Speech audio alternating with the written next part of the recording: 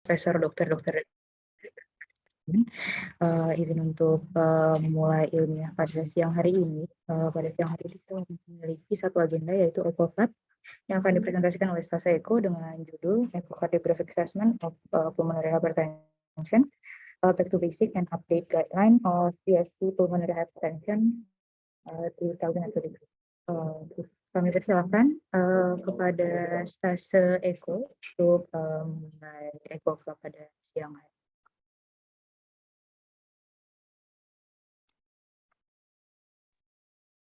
Assalamualaikum warahmatullahi wabarakatuh. Cek.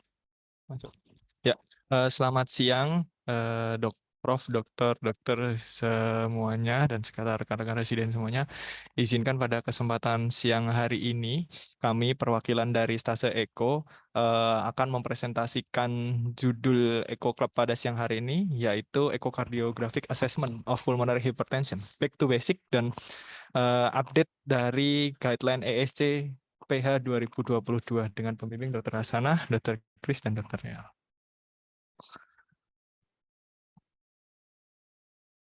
Ya, sebelumnya mungkin kita sedikit mengenal apa itu pulmonary hypertension. Jadi, pulmonary hypertension adalah suatu kondisi hemodinamik dan patofisiologi yang didefinisikan dari peningkatan rata tekanan arteri pulmonal atau mean pulmonary arterial pressure lebih dari 20 mm air raksa yang diukur pada saat istirahat menggunakan right heart catheterization. Yang mana dari beberapa penelitian, apabila MPAP-nya semakin tinggi, dia cenderung untuk berkorelasi dengan prognosis yang buruk, seperti right heart failure ataupun mortalitas. Dan yang baru pada tahun 2022 ini adalah cut-off dari MPAP ini yang sedikit diturunkan dari sebelumnya. Jika pada 2015 MPAP itu dikatakan pulmonary hypertension apabila di atas 25, maka di tahun 2022 ini menjadi 20 mm air raksa. Ini sedikit signifikan penurunannya, cut-off-nya. Dan bagaimana peran TTE dalam penegakan atau dalam mendiagnosis peningkatan dari pulmonary artery pressure, yang mana TTE ini merupakan suatu alat yang widely available dan juga cukup bermanfaat dalam memperoleh informasi baik itu secara langsung ataupun tidak langsung dari tanda-tanda peningkatan dari tekanan arteri pulmonal. Yang mana ini membuat TTE ini merupakan suatu alat screening, jadi statusnya alat screening non-invasif yang cukup baik pada pasien-pasien yang dengan risiko PH ataupun dengan gejala mengarah ke PH. Dan juga penggunaan TTE ini juga bisa memberikan beberapa informasi penting, baik dari etiologi, seperti apakah terkait dengan congenital heart disease atau tidak, dan prognosis dari PH itu sendiri. Ya, beralih ke berikutnya. Jadi ekokardiografi sendiri nanti pembahasannya akan dibagi menjadi 3, yaitu transtorakal ekokardiografi yang konvensional, kemudian transesofageal ekokardiografi, dan juga yang terakhir adalah non-konvensional ekokardiografi. Namun pada EcoClub pada siang hari ini kami akan lebih menekankan pada transtorakal ekokardiografi yang konvensional, di mana nanti akan ada subpenjelasan berupa hemodynamic measurement atau pengukuran hemodinamik pulmonary hypertension, serta tanda-tanda dari pulmonary hypertension dari tampilan TTE 2D. Nah, ini subbab pembahasan pertama yang bisa diukur atau bisa dihitung dari TTE, yaitu pulmonary hemodynamic atau hemodinamik dari sistema pulmonal. Yang mana beberapa parameter itu bisa diukur, yaitu seperti systolic pulmonary artery pressure atau SPAP, atau beberapa paper menyebut PASP, pulmonary artery systolic pressure, kemudian right atrial pressure atau RAP, namun sifatnya adalah estimated. Kemudian ada mean pulmonary artery pressure, MPAP, diastolic pulmonary artery pressure, PVR, pulmonary vascular resistance, pulmonary capillary wedge pressure, left atrial volume index atau LAVI, acceleration time right ventricular outflow tract atau AT-RVOT, right ventricle isovolumic relaxation time atau RV-IVRT, dan yang terakhir flow velocity envelope atau FVE. Ya, ini adalah menggambarkan bagaimana cara pengukuran serta tampilan dari ekokardiografi yang akan kita temukan untuk pengukuran-pengukuran yang merupakan related atau right ventricular systolic pressure atau beberapa disebut juga sebagai systolic pulmonary arterial pressure atau SPAP. Di mana view yang dicari di sini adalah ada di tricuspid valve yang nantinya akan didapatkan TRV max. Namun ada informasi lain yang perlu dicari yaitu right atrial pressure, di mana right atrial pressure sendiri diukur menggunakan estimated RAP, yaitu menggunakan IVC collapsibility, yaitu yang bawahnya lagi, poin kedua. Di mana nanti SPAP nanti akan didapatkan menggunakan formula, yaitu 4 kali TRV max kuadrat ditambah RAP. Kemudian untuk yang kedua, parameter kedua yaitu right atrial pressure yang didapatkan dari subcostal view, di mana nanti kita akan menilai collapsibility dari inferior vena cava yang nanti akan dihitung collapsibility-nya dan diameternya dan diestimatedkan menggunakan tabel-tabel yang nanti akan didapatkan yaitu 3, 8, dan 15 mm air raksa. Tergantung hasil yang didapatkan. Kemudian parameter ketiga yaitu pulmonary arterial diastolic pressure, di mana nanti pengukurannya didapatkan menggunakan right ventricular outflow tract yang nanti akan dihitung. Di sini didapatkan rumus yaitu PAP atau pulmonary arterial diastolic didapatkan dari 4 kali dari PRV and diastolic kuadrat ditambah RAP. Kemudian beberapa rumus yang lain juga tadi mengulang sedikit. Jadi SPAP tadi rumusnya sudah disampaikan sebelumnya. Untuk MPAP sendiri rumusnya ada systolic pulmonary arterial pressure dikali 0,61 ditambah 2, nanti akan keluar angka. Di mana yang nanti akan diperhitungkan ini masih menggunakan guideline lama yaitu di atas 25 mm air raksa. Kemudian PVR. Jadi PVR ini juga menggunakan rumus dari tricuspid peak velocity atau tricuspid maximum velocity, kemudian dibagi dengan PA VTI kali 10 ditambah 0,16.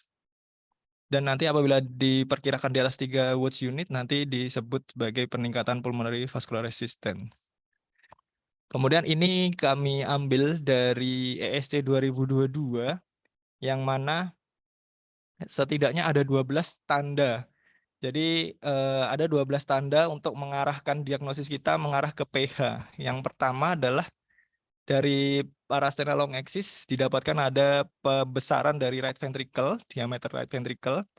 Yang kemudian dari apical four chamber kita verifikasi temuan kita didapatkan ada dilatasi RV yang dihitung membandingkan antara RV base dibagi dengan LV base, di mana rasionya lebih dari 1,0.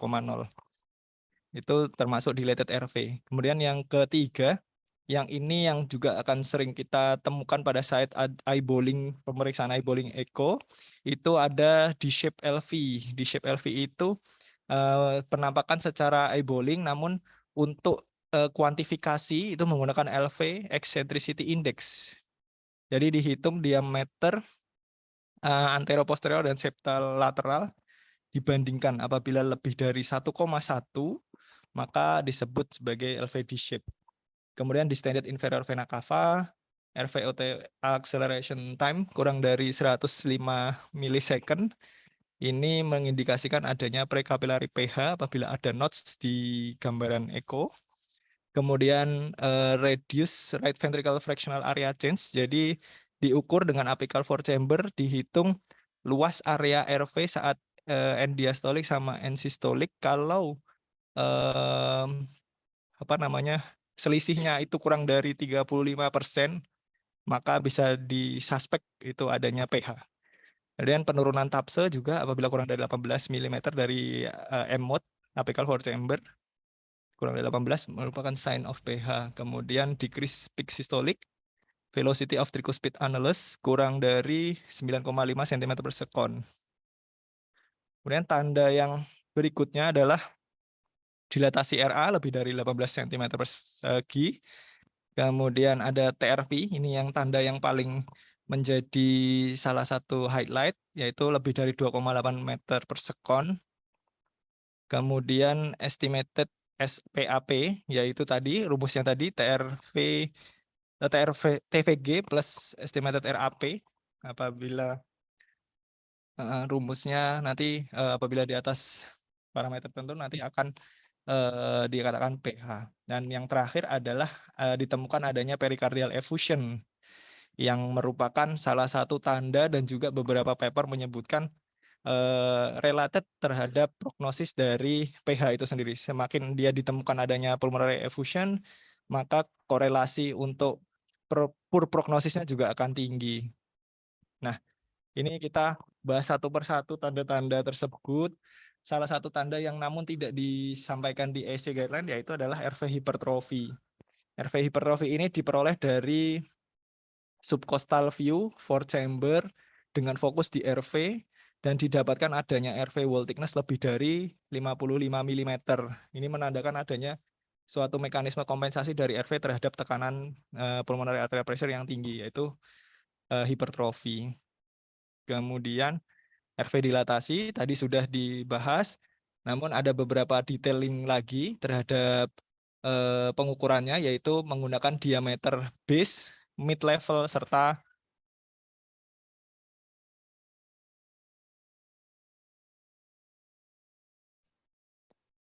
kemudian RA area sama lebih dari 18 cm persegi. Kemudian TTE untuk menghitung tadi yang sudah disampaikan sebelumnya, yaitu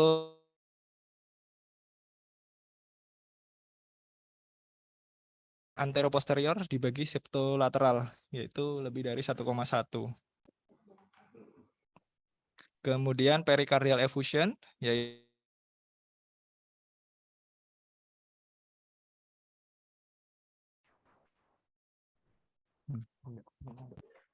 kemudian yang berikutnya adalah untuk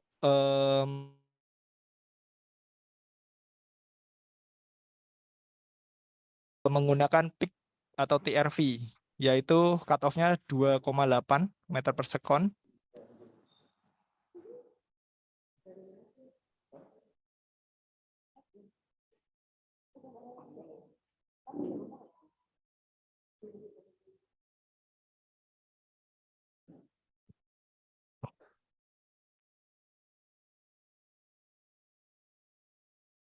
Izin, mohon maaf, ada gangguan teknis.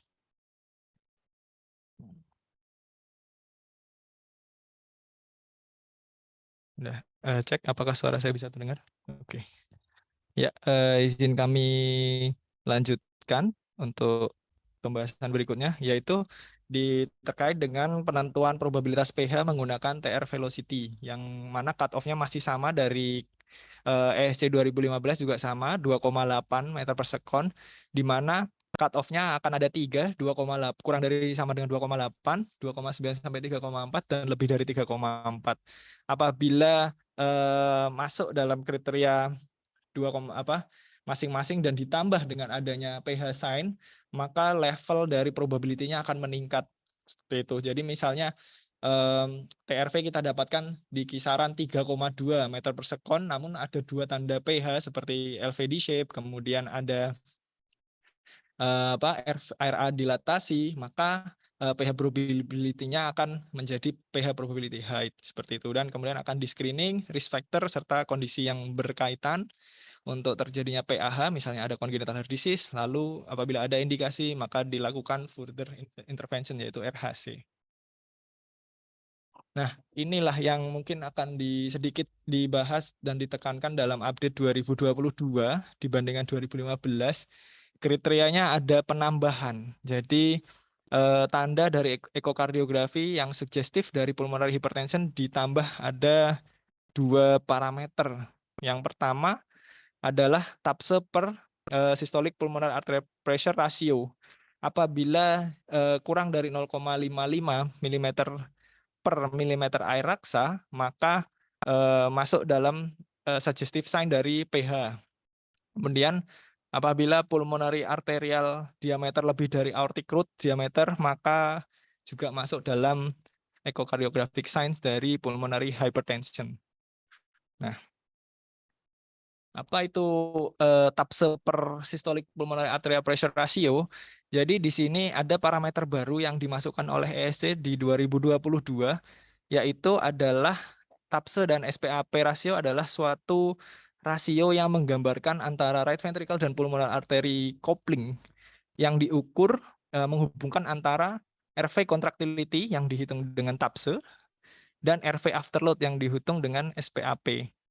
Nah, apabila TAPSE rasio TAPSE dan SPAP ini kurang dari 0,55, maka itu merupakan salah satu tanda mulai adanya uncoupling. Jadi mismatch antara kontraktilitas RV yang mulai tidak bisa mengimbangi antara tekanan yang tinggi di pulmonary arterial. Seperti itu.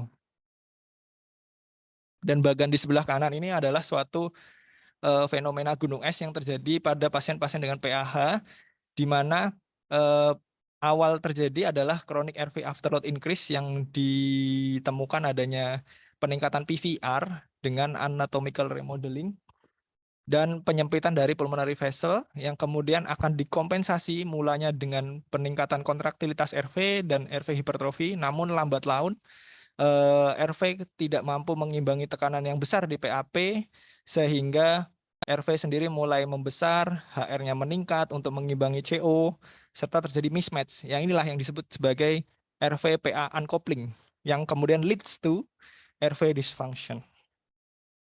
Kemudian ada beberapa parameter lain yang juga sebenarnya berguna, namun tidak masuk dalam kriteria atau guideline. Jadi ada namanya fractional area change. Jadi perubahan dari RV, area RV jadi kurang dari 35% menunjukkan adanya RV systolic dysfunction. Jadi menghitung luas area pada saat RV itu diastolik dan RV itu sistolik dikurangi dan dibandingkan dengan RVAD, dan apabila kurang dari 35% maka sudah ada tanda RV systolic dysfunction.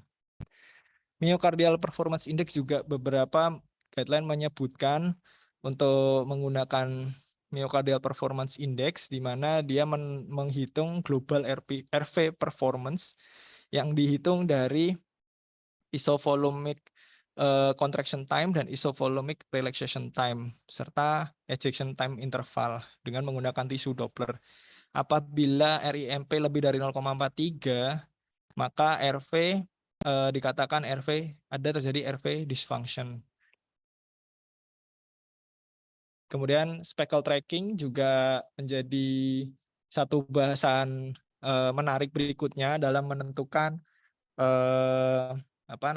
menentukan RV dysfunction, di mana pada orang normal GLS pada right ventricle itu minus 25%, dan pada orang dengan pH severe misalnya GLS-nya sangat turun sekali menjadi minus 13%. Ini menjadi fokus perhatian dalam penelitian di bidang ekokardiografi pada pasien pulmonary arterial hypertension. Ya, mungkin itu sebagai kesimpulan. Izinkan kami menyimpulkan bahwa ekokardiografi sendiri merupakan salah satu pemeriksaan yang penting dan terutama untuk screening untuk pasien-pasien dengan gejala simptomatik pada pasien-pasien yang berisiko terjadi PAH, dan karena ketersediaannya yang cukup banyak dan relatif cost efektif dan aman, ekokardiografi menjadi modalitas yang cukup baik untuk setting praktik klinis. Kemudian pada tahun 2022 ESC juga menekankan pentingnya ekokardiografi dan penambahan parameter-parameter tertentu untuk penegakan diagnosis PAH yang wajib kita ketahui, serta eko juga digunakan untuk selain untuk screening juga bisa assessing outcomes, monitoring efficacy, serta apakah bisa menentukan terapi juga terkait pH-nya sendiri. Kemudian seiring berkembangnya waktu dan teknik ultrasonografi akan menambah nilai dari ekokardiografi sendiri untuk penelitian atau penilaian dari right heart structure dan function. Mungkin itu dokter presentasi dari kami. Mohon maaf bila ada kurang, mohon asupannya dokter. Terima kasih. Terima kasih pada Stase Eko yang telah berbagi update untuk pulmonary hypertension dari rekan residen. Apakah ada yang ingin menanyakan atau mendiskusikan terkait Eko pada siang hari ini? Iya dokter, izin bertanya dok. Silakan dokter Farah.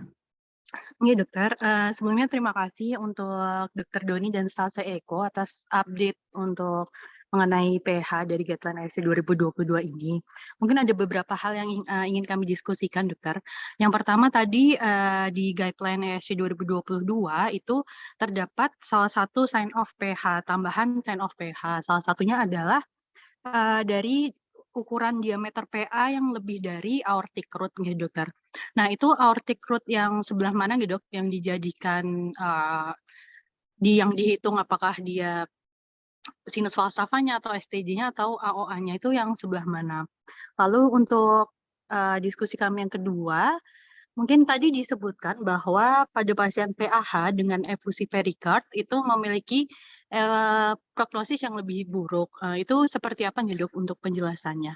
Mungkin itu dari kami dokter. Matur nuwun dokter.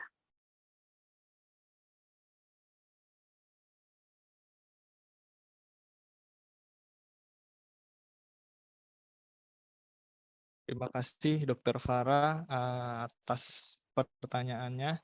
Jadi menjawab pertanyaan pertama yang membandingkan antara pulmonary artery diameter dibandingkan dengan aortic root itu dihitung dari sepengetahuan saya dihitung dari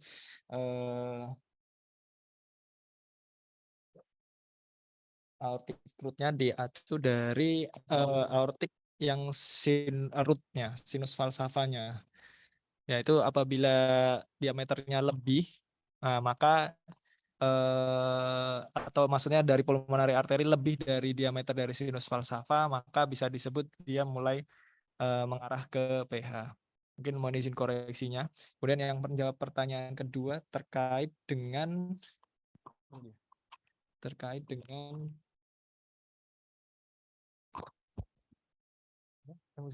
efusi perikard. Jadi terkait dengan efusi perikard, izin untuk efusi perikard sendiri. Jadi memang berkaitan dengan poor prognosis. Jadi sebelum saya menjelaskan tentang mekanismenya, izinkan saya menampilkan untuk terkait dengan penelitian dari epidemiologinya terlebih dahulu. Jadi hampir sekitar 15 sampai 60% pasien dengan IPAH, jadi penelitian ini kebetulan pada IPAH, idiopathic pulmonary arterial hypertension, itu ditemukan adanya pericardial effusion, dan ternyata setelah dilakukan penelitian lebih lanjut menggunakan analisis modeling mortality dengan Cox proportional hazard analysis, ada 4 parameter yang berkorelasi atau ada parameter echo yang berkorelasi terhadap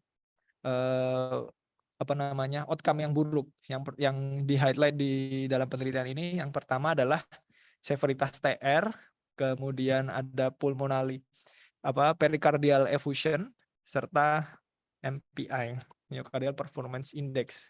Dan di sini pericardial effusion ternyata berpengaruh, dari P-nya kurang dari 0,05 dan memiliki hazard ratio 1,38. Kemudian untuk bagaimana mekanisme dari efusi perikard pada PAH sendiri, jadi memang di review yang coba saya baca, dan ini tidak secara eksplisit menyatakan mekanisme pasti dari terjadinya efusi perikard pada pasien dengan PAH. Namun hipotesis yang sementara ini ada dan sementara ini diajukan yaitu karena adanya peningkatan dari pulmonary arterial pressure menyebabkan peningkatan dari right ventricular pressure, yang kemudian nanti akan diikuti peningkatan dari tekanan right atrial pressure yang nantinya akan menghambat atau akan menyebabkan aliran subepicardial venous dan lymphatic drainage plexus menjadi terhambat untuk menuju ke right atrium, sehingga cenderung untuk ekstravasasi, ya apa istilahnya, untuk cenderung keluar menuju ke perikard, cenderung menumpuk di perikard, sehingga muncul yang namanya efusi perikard seperti itu. Mungkin itu Dokter Farah. Terima kasih. Dokter Farah, apakah sudah cukup ataukah ada yang mau dikonfirmasi kembali? Nggih, Dokter, matur nuwun penjelasannya, cukup, Dokter. Baik, kami berikan kesempatan untuk residen lain. Apakah ada yang mau berikan pertanyaan?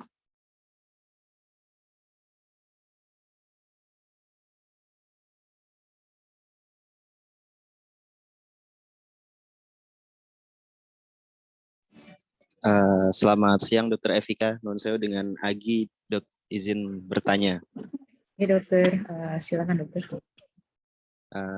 Pertama kami ucapkan terima kasih kepada Dokter Doni dan tim Stase Eko yang sudah menyampaikan update mengenai guideline ISC pada pulmonary hypertension. Nah, kalau misalkan kita baca juga selain update yang tadi disampaikan Dokter Doni, ada update mengenai klasifikasi hemodinamik pada pasien yang mengalami pulmonary hypertension. Sebenarnya klasifikasi hemodinamik ini bukan merupakan sesuatu yang baru, karena dari guideline yang lama pun yang tahun 2015 itu sudah diperkenalkan istilah pre-capillary pH, post-capillary pH, ataupun isolated post-capillary pH itu sudah ada. Tapi kalau misalkan kita baca di guideline yang baru, dia lebih detail lagi menjelaskan mengenai perbedaan klasifikasi hemodinamik tersebut. Mungkin bisa kita baca di guideline itu yang halaman 20 itu ada di tabel 5. Nah, itu parameternya kan adalah MPAP, PAWP, dan PVR. Nah, untuk MPAP mungkin kita bisa familiar parameternya menggunakan estimasinya menggunakan echo. PVR juga beberapa kali kita pernah mengukur untuk melakukan PVR.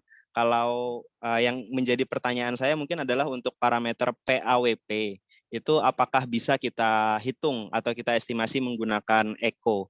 Kalau PCWP kan kita sudah rutin ya menggunakan rumus Nagueh. Nah, untuk PAWP sebagai dasar kita menghitung hemodinamik pasien PH itu apakah bisa dilakukan estimasi melalui echo? Mungkin itu yang menjadi pertanyaan saya. Terima kasih, Dr. F.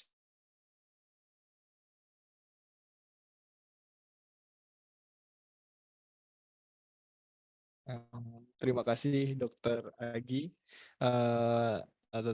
Untuk penegakan atau PAWP ya. Jadi yang memang untuk PAWP sebaca saya memang dari beberapa literatur, baik itu right heart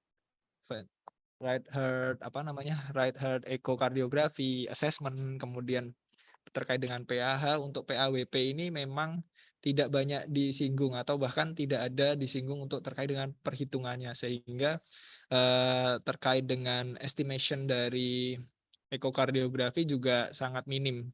Dan juga penelitian-penelitian di sini juga yang memvalidasi PAWP dari ekokardiografi juga tidak banyak, atau bahkan saya belum membaca, mungkin sehingga saya belum bisa mengatakan bahwa PAWP ini bisa diestimasikan melalui eko. Mungkin izin saya coba cari kembali Dokter Agi. Terima kasih Dokter Agi.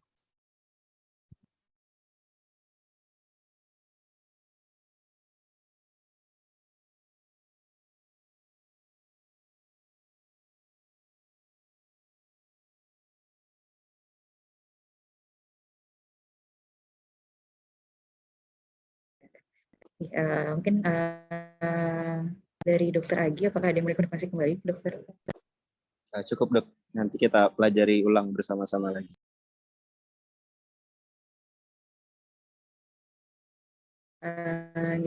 Mungkin dari rekan residen lain, apakah ada yang mau mengkonfirmasi atau memberikan pertanyaan kembali?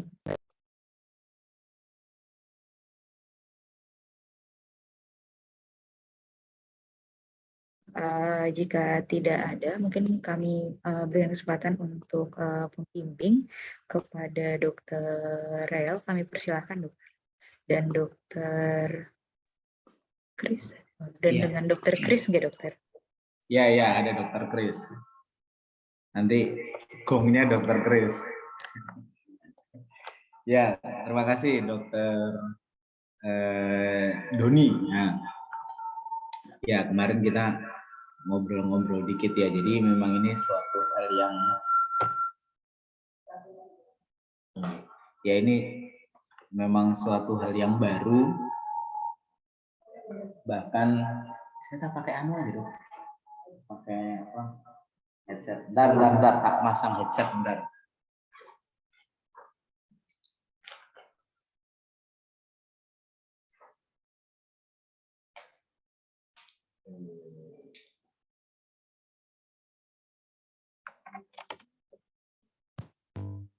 Ya, terdengar suara? Oke. Ya, jadi ini betul suatu hal yang baru, bahkan saya pun dipaksa untuk membaca kembali mengenai guideline PH yang baru ini, terutama juga tentang PA kopling tadi ya, RV PA kopling. Mungkin sebelumnya saya sedikit mau nanya ke Dokter Doni. Jadi ada yang menarik ini bahwa ternyata RVPA kopling itu mereka menggunakan tapse dibagi SPAP. Nah, kalau dari guideline sendiri ada argumentasinya nggak? Kira-kira dasar kenapa kok dia pakai tapse, sementara kalau misalnya kita mau menganggap ini adalah perbandingan antara RV contractility. Nah, parameter RV contractility itu kan ada banyak. Kenapa kok kira-kira tapse itu dipakai di guideline ini? Mana Dokter Doni? Terima kasih Dokter Rel atas pertanyaannya. Izin Dokter, ini juga saya juga baru baca Dokter. Izin untuk saya untuk guideline di ESC 2022 saya coba track dari penelitian yang sudah memang divalidasikan Dokter terkait dengan penggunaan tapse dibanding SPAP yang kemudian dikomparasikan dengan belum share yang kemudian ini adalah paper yang sebenarnya diacu oleh ESC 2022 yang ini terbit pada 2018 dan 2019 yang kemudian dielaborasi dalam ESC guideline tahun 2022. Ini sudah coba dihitung Dokter. Ternyata oleh Telo et al. Ini 2 paper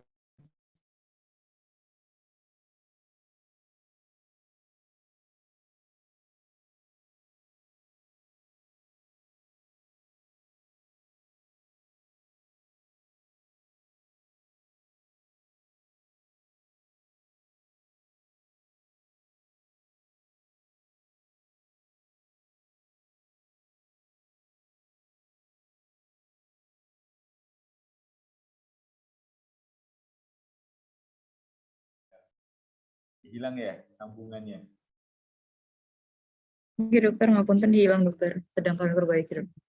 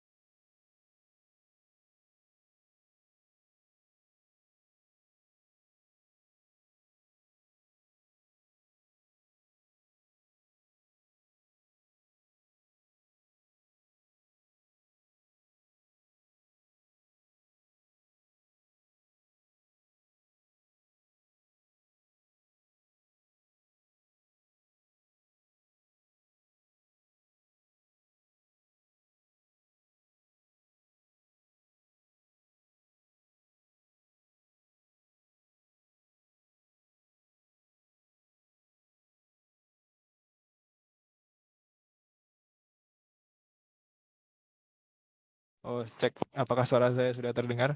Oke, izin menampilkan ulang, Dok. Mohon maaf sebelumnya ada gangguan koneksi. Ini terkait dengan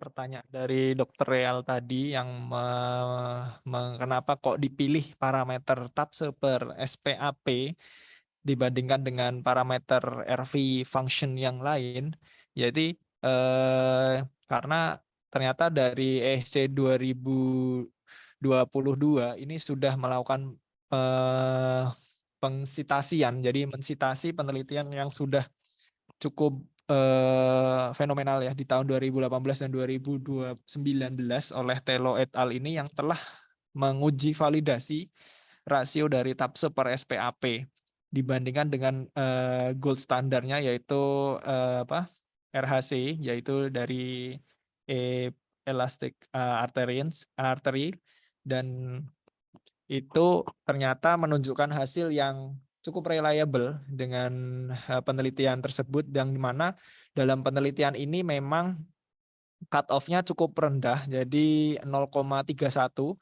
dan ternyata rasionya yang semakin kecil antara TAPSE per PASP itu dengan kata lain si RV ini tidak mampu mengimbangi tekanan yang besar yang ada di PA, sehingga rasionya akan semakin kecil. Dan ketika rasio ini semakin kecil, ternyata dalam penelitian cohort ini menunjukkan bahwa poor prognosis. Jadi bisa dilihat dari Kaplan-Meier yang ada di layar, ini yang biru adalah TAPSE per PASP yang kurang dari 0,31. Ternyata prognosisnya jauh lebih buruk dibandingkan dengan yang TAPSE-nya lebih dari 0,31. Dan ternyata setelah divalidasi dengan RHC cukup reliable, Dokter, untuk penggunaan TAPSE ini. Mungkin itu, Dokter, izin untuk urun rembuk terkait dengan pertanyaan Dokter Real. Mohon koreksinya, Dokter. Yang dibandingkan yang dengan RHC yang mana? Dibandingkan dengan RHC. Iya, Dokter. Sebentar, izin saya tampilkan untuk slide untuk paper aslinya, Dokter.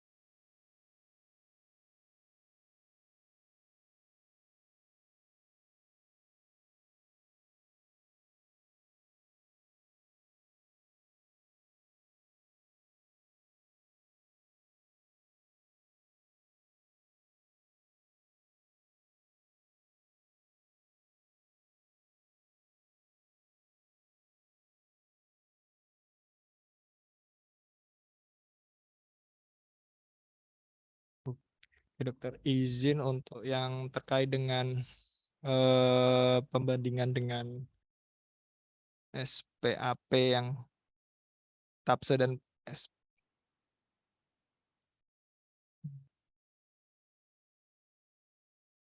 validasi. Terkait dengan yang ini. Ini izin saya sharekan, Dokter, terkait dengan yang perbandingan ini. Share screen. Ya. Untuk paper ini sudah dilakukan penelitian dari Telo et al. Pada tahun 2018 dan 2019. Ini dibandingkan dengan hasil RHC, ya, yang kemudian ini dilakukan penelitian menggunakan korelasi Blaine-Altman. Nah, ini ternyata hubungannya cukup signifikan. Jadi maksudnya yang kiri ini adalah parameter dari RHC dan yang ini adalah rasio dari tabse PASP dan cukup dikatakan di sini cukup menggambarkan ya. Jadi untuk semakin penurunan dari tabse per PASP juga diikuti dengan parameter gold standarnya yang menggunakan RHC. Jadi memang dikatakan dalam penelitian ini cukup menggambarkan untuk pemeriksaan non invasif ekokardiografi seperti itu, dokter. Ini jurnal apa ini? Ini jurnal Circulation, dokter. Coba lihat dong dia judulnya. Daripada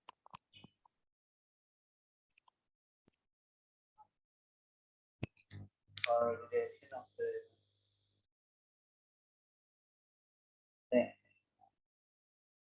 yang dari RHC tadi dia mencari MPAP-nya atau gimana?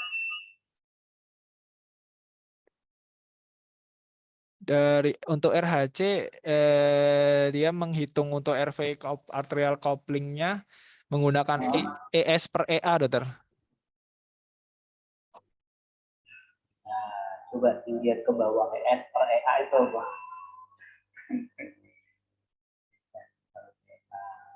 Ada definisi operasionalnya nggak ES per EA?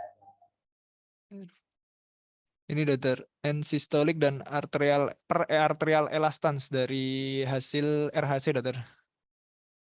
Oh, cara mencarinya ada nggak? Berapa, dokter? Mencari ES per EA itu ada nggak? Cara mencari. Coba di metodenya di metode. Cara menghitung. Cara menghitung. Enggak, tadi aku bilang mungkin dikorelasikan dengan min PAP atau PVR atau RR rasio. Tapi ternyata pakai EAS dan apa itu? EAS dan E per A, dokter. Nah, itu EAS itu N sistolik. PAN sistolik atau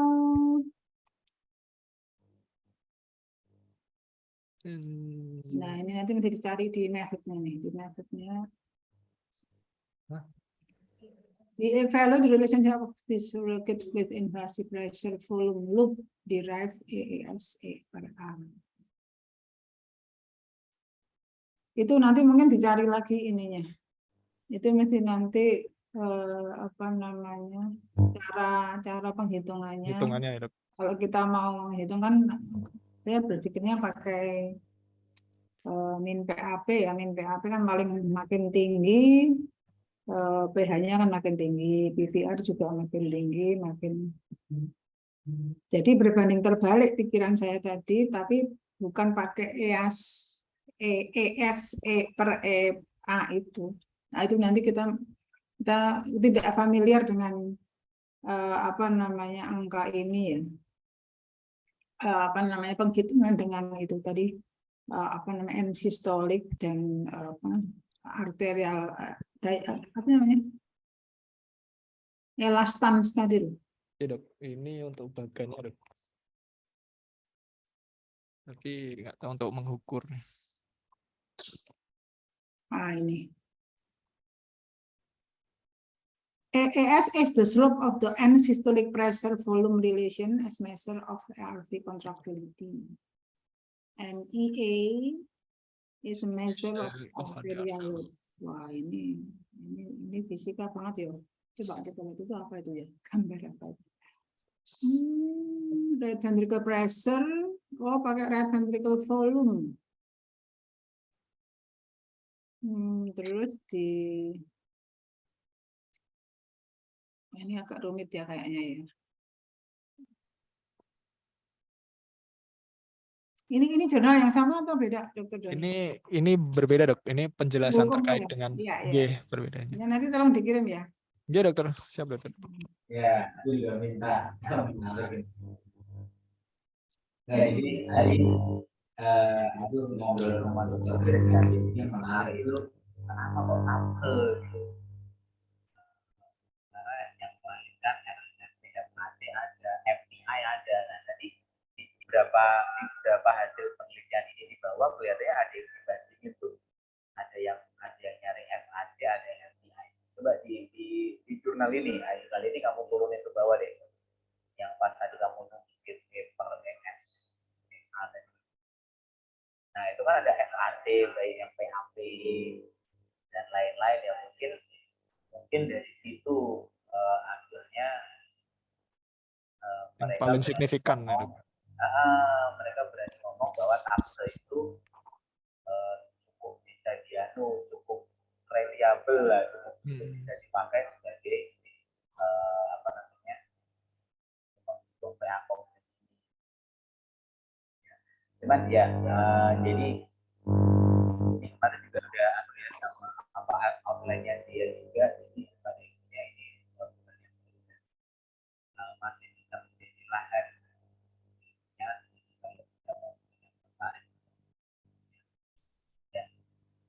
cuma memang ini kan tadi kalau nggak salah kan salah satu sign saja ya, salah satu PH sign ini juga yang mungkin bisa dipertimbangkan bahwa PH sign itu kan kita cukup mengambil salah satu saja. Jadi apakah seberapa sih seberapa besar ya kepentingannya, apakah memang kita harus memeriksa ini atau salah satu PH sign saja yang kalau memang ternyata ini mudah dan dipakai dan ternyata nilai yang pentingnya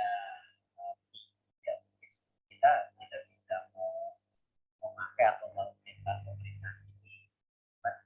Kalau tidak kan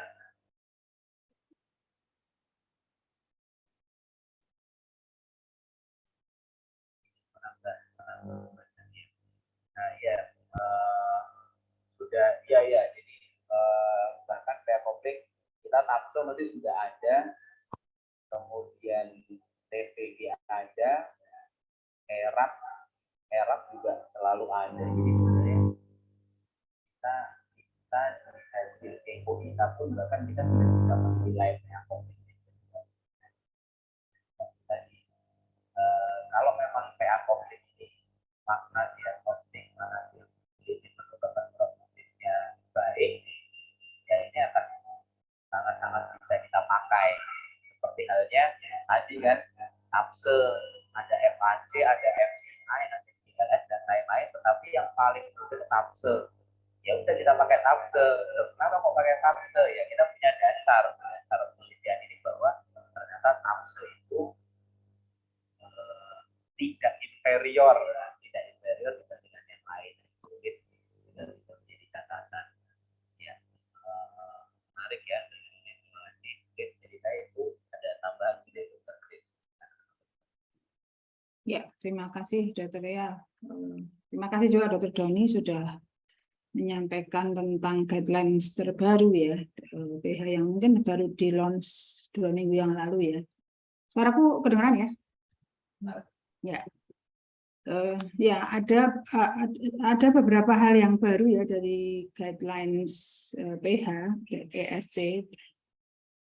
Pertama adalah tentang cut off dari PH. Sekarang min PAP-nya kurang dari lebih dari 20 mm Hg ya. Sebenarnya itu sudah kita pakai karena kita mengacu pada World Simpo PH 2018. Tetapi ini sudah makin dipastikan lagi dengan masuk dalam guidelines ESC 2022 ini. Jadi kita ini sudah memakai, tapi kemarin itu kita dasarnya adalah dari proceeding WSPH 2018. Kemudian perubahan yang kedua adalah min PA PVR. PVR-nya sekarang untuk PAH itu lebih dari 2 Wood unit. Jadi kalau sebelumnya lebih dari 3 Wood unit, jadi untuk PAH itu ada 3 kriteria. Min PAP lebih dari 20 ya. kemudian PCWP kurang dari 15 mm Hg, dan lebih dari, sekarang PVR-nya lebih dari 2 Watts unit. Jadi perubahannya adalah min PAP-nya dari 25 menjadi 20, kemudian PVR-nya menjadi lebih dari 2 Watts unit.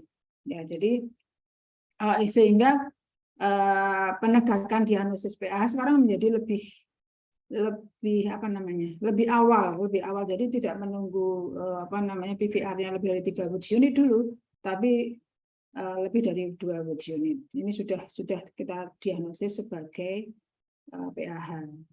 Kemudian yang ketiga yang saya amati, selain ada klasifikasi segala macam, ada sedikit perubahan ya. Kemudian yang ketiga tadi RV-PA coupling tadi itu masuk sebagai salah satu kriteria pH-SEM manakala ada keraguan, misalnya pasien dalam low probability mau naik ke intermediate, itu asal ada 2 pH-SEM ya dari kolom yang berbeda, itu bisa naik derajat menjadi intermediate probability of pH, atau kalau dari intermediate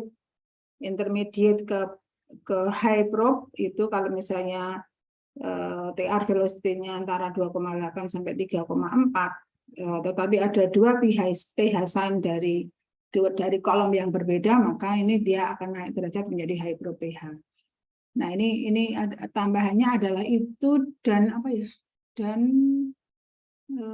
PA diameter ya. PA diameter ini sebenarnya kalau kita lihat diameternya, saya belum membaca narasinya persis ya, tapi kalau dari short axis itu mungkin kita bisa secara kasat mata melihat bahwa diameter dari PA dan diameter dari aorta itu sangat berbeda ya. Jadi makin besar ASD-nya, lubangnya, maka diameter aortanya akan makin kecil dibandingkan dengan PA. Itu sebenarnya secara kasat mata akan bisa kelihatan dalam pandangan short axis setinggi great arteries, yang mungkin tadi nanti dibaca lebih detail boleh, nanti tadi yang tanya tentang di mana lokasinya, mungkin kalau saya di anulus itu dibandingkan itu sudah kelihatan perbedaannya ya.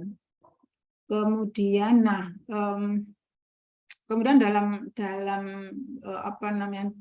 mendiagnosis PAH, kaitannya dengan kemungkinan kita bisa memberikan sildenafil pada pasien itu, pertanyaannya adalah apakah kita bisa mendiagnosa dengan echo.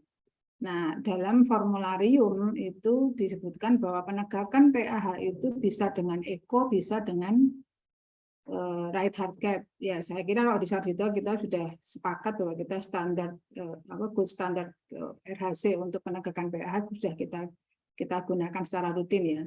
Nah, tapi di rumah sakit yang tidak mempunyai fasilitas cath lab, mungkin penegakan PAH untuk bisa mendapatkan sildenafil pada pasien itu kita mencari parameter echo yang bisa menggantikan itu. Min PAP-nya kita bisa menggunakan rumus tadi. Kalau tadi SPAP tadi ya, TAPSE per SPAP itu, SPAP-nya dari mana? Kita setiap hari mengukur. SPAP itu sama dengan RVSP selama tidak ada PS ya. Nah, RVSP-nya dari mana? RVSP-nya itu dari TVG ditambah RAP ya. TVG-nya dari 4 kali TR velocity kuadrat ya. Kemudian RA pressure dari IVC kan tadi udah ada, kalau ini kan estimated jadi 3815 ya. Ya itu sama. Nah, ini kemudian nanti dikalikan 0, ini yang min PAP sistolik PA pressure kali 0,61. Jadi kalau kita dalam konteks kita nggak ada TR, maka kita terpaksalah kita menggunakan rumus tadi 79 kurangi 0,45 kali PVA-CCT, karena kita mengukur min PAP kan biasanya dengan TR velocity, dengan TR atau dengan PVA-CCT ya. Jadi tapi sebenarnya yang lebih akurat adalah penggunaan rumus yang 0,61 kali SPAP atau RVSP ini yang pertama nih, yang ini, yang min PAP yang paling atas. SPAP kali 0,1 tambah 2. Itu yang paling akurat. Kenapa? Karena kita sudah membandingkan.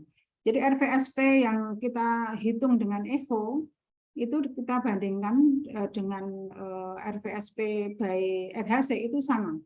Jadi secara Blunt Altman ini tidak berbeda signifikan. Artinya itu bisa digantikan dengan perhitungan echo. Ya, jadi kita lebih reliable, lebih valid pada yang pakai rumus SPAP dikalikan 0,61 ditambah 2 dibandingkan kalau kita menghitung pakai 79 minus 0,45 sebenarnya itu kali PV/ACCT. Ini kita dengan kemiringan yang sedikit berbeda aja kita akan menghasilkan min PAP yang berbeda.